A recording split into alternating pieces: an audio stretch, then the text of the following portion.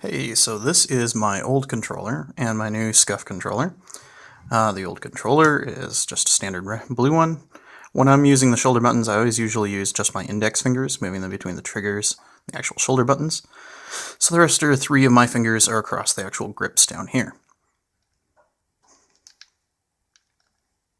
The new Scuf controller, not very different. I happen to have the Game Freaks up on here to add height.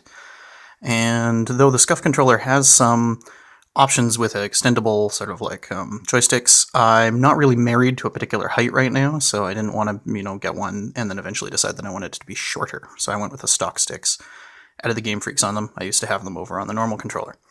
So otherwise, this makes the controller very similar to my old one, except of course with, a couple of big differences. So as said, since I normally have my fingers up here, these rest there.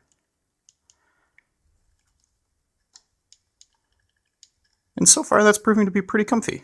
I'm liking them, I'm getting used to them, being able to integrate them into my gameplay. It's mostly about creating the mental wiring required in order to, actually know that I'm going to click it at the moment's notice, right when I need to, that's what I need to do to perform a reliable action.